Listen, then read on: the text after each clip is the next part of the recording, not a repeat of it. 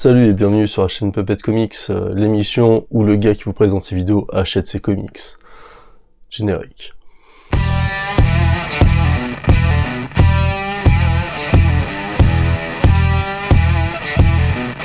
Et salut à tous, aujourd'hui on est là pour parler de Berserker, le comics qui a été écrit par Keanu Reeves et Matt Kindt. Dessin de Ron Garney, color de Bill Crabtree. Alors, Matt Kindt, c'est pas un inconnu, il a scénarisé des gros titres indés, notamment les XO, ça c'est chez Bliss, donc XO Manowar chez Valiant en VO. Bill Crabtree, coloriste de renom, qui avait déjà officié sur les 4 premiers intégrales d'Invincible, et peut-être même après. Donc Raphaël Grandpa pour le design des personnages. Par exemple là, Raphaël Grandpa, c'est ce dessin que vous pouvez voir dans cette édition-là de Berserker. Alors Berserker, c'est chez Boom Studio en VO, c'est commencé en 2021, avec des covers comme ça. Une cover où il est plein de flèches, et une cover où il a rien, puis d'autres covers, notamment celle-là, qui est Shiny Shiny. Ah, vous avez vu, super brillante. Voilà.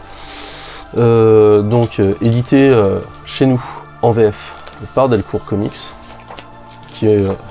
voilà, qui ont sorti 3 tomes. Donc là, c'est l'édition spéciale Fnac. Belle édition, beau papier, magnifique. Donc cover chez la Fnac, il y a eu d'autres covers, mais je sais plus chez qui, peut-être dans les magasins de comics, Peps, Mommy ou un truc comme ça. Enfin bref, voilà, vous avez des variantes. Ce que je me propose de faire, c'est que dans un premier temps, je vous présente les covers US que j'ai déjà commencé à vous montrer. Et après on parlera de l'histoire du personnage. Donc cover du premier, couleur de flèche, le premier Shiny, acheté à Lille. La deuxième, où il a plein d'armes d'époque, une épée, une espèce de pistolet à silex, plus un M16. Le 3, Grandpa édition. Le 4, bon il n'y a pas grand chose à dire. La 5 qui est trop stylée, qui s'est retrouvée en cover de la VF, avec ses points là en train de taper. La 6. Ouais, les covers VO sont très très belles. 7, on dirait du Daredevil, véritablement. La 8. Oh, celle-là elle est magnifique. Vraiment. La 10. Ah j'aime bien celle-là. Je trouve que c'est une des plus belles. La 11. Et la 12e et dernière issues qui marque la fin du premier arc. Voilà.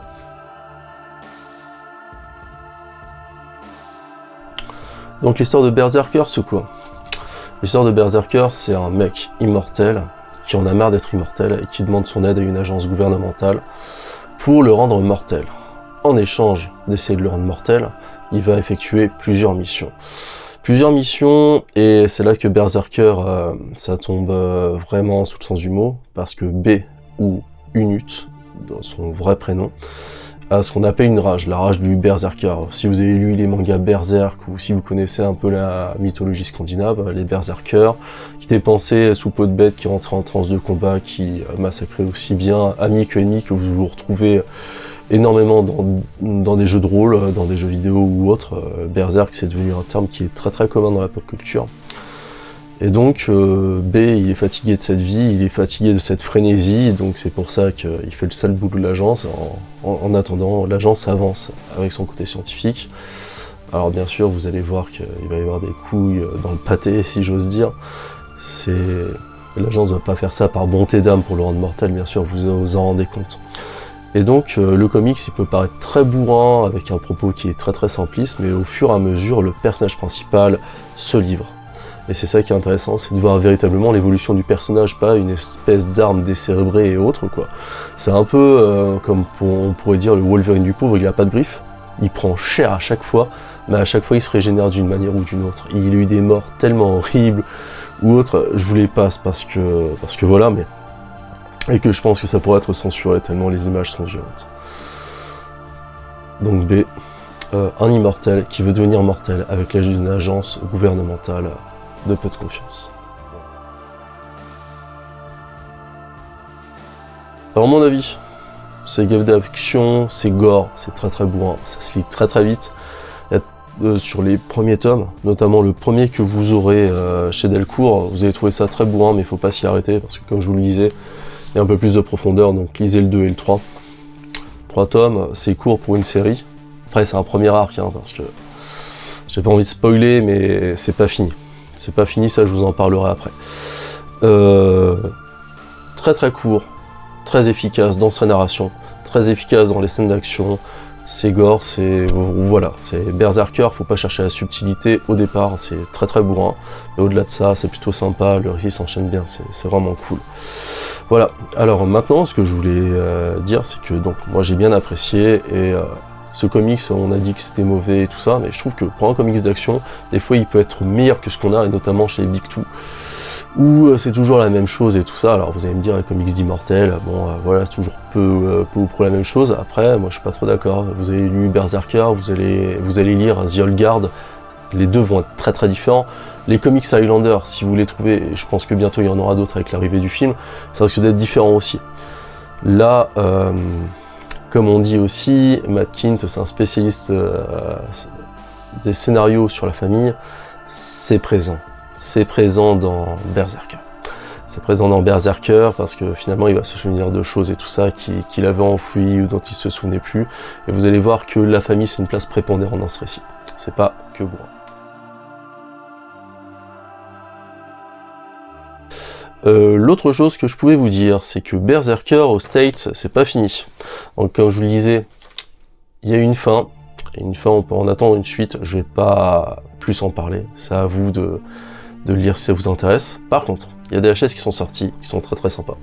Par exemple celui-là, Berserker, Poetry of Madness. Ce qui se passe dans les premiers millénaires du monde des hommes. Et finalement, ce qui est intéressant dans ce récit-là, en plus il a un peu une armure à la Dracula, si vous regardez bien. Attendez, je vais vous trouver une image très sympa. Où il est en armure, on dirait vraiment l'armure de Dracula de Coppola, sauf que ça se passe bien avant les temps de Dracula, sur des temps immémoriaux, des temps mythiques. Voilà, il a une armure comme ça. Si vous la comparez avec celle de Vlad Dracul dans Dracula de Coppola, ça ressemble véritablement à la même. Une armure avec des muscles saillants, un peu écorchés, tout ça, bon voilà. Donc dans ce récit-là, B, Unut va se retrouver en conflit avec un espèce de culte dans l'Atlantide qui veut ressusciter des dieux anciens. Et ces dieux anciens, c'est des dieux un peu Lovecraftiens. Voilà, parce que bon, Lovecraft c'est à la mode, hein, on l'a à toutes les sauces, hein, vous l'avez vu dans les productions de comics ces derniers temps. C'est court, c'est efficace, des fois c'est du n'importe quoi, tellement c'est absurde, ça vous fait rire. Et bon, bah, c'est pas une histoire qui se finit bien, hein, sauf pour B, comme vous l'imaginez, et c'est très très bon. Deuxième HS, Berserker, Fallen Empire. Très bon, très très bon, alors peut-être pas aussi bien que le premier, moi j'ai préféré le premier Poetry of Madness, mais celui-là il est très très bien aussi. Alors qu'est-ce qui se passe? Esclave emprisonné dans un empire babylonien où il sert de gladiateur de chair à canon, et finalement il va essayer de se libérer, de se venger. C'est efficace, hein. On va pas dire que c'est original, mais c'est très efficace. Le dessin est super, les HS, j'espère qu'ils vont vraiment les éditer parce que ça vaut vraiment le coup. Bah, rien que ces images là je vous spoil là, rien, mais c'est le début, et je vous en montrerai pas plus parce que voilà, j'ai pas envie de vous gâcher la surprise.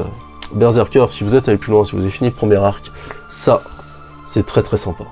Allez-y, c'est vraiment dans le prolongement du récit, c'est bien, ça apporte du lore, du background finalement à B Unut. Et je vous conseille vivement Berserker. Surtout toi, Solstas, tu m'as dit que tu voulais pas les faire, là, 3 tomes, c'est parfait pour toi, c'est dans ta bibliothèque, vu que maintenant t'as vendu tes Something is Killing the Children, donc voilà. Hein. Bon bah c'était tout pour aujourd'hui, dites-moi si ça vous a plu, dites-moi si vous avez lu Berserker, quels ont été finalement votre avis sur ce comics, est-ce que je vous ai donné envie de le lire? Voilà, et si vous voulez qu'on aille plus loin sur une autre série indé que j'ai, on peut le faire. Si vous avez besoin aussi d'informations sur Berserker ou autre, allez-y. Et Delcourt, j'ai fait ma pub, maintenant je veux mon pack influenceur, parce que moi Berserker j'ai vraiment aimé, j'ai pas craché dessus, donc file-moi un t-shirt, bordel. Ouais, je Je vous remercie aussi de faire grandir la chaîne parce que vous êtes de plus en plus nombreux. Je vous demande pas finalement les partages ou les trucs comme ça, et vous le faites de vous-même. Et merci beaucoup de faire grandir cette communauté, de faire grandir ma chaîne. Je vous dois énormément pour ça et je vous en remercie. Et voilà, vous avez toute ma gratitude. Et si vous voulez continuer à partager mes vidéos et à faire connaître la chaîne, allez-y, c'est que du plaisir. Moi, ça m'encourage à continuer là-dessus. Allez, on y croit. Faites-moi passer la barre des 400, faites-moi passer la barre des 1000 si vous le souhaitez.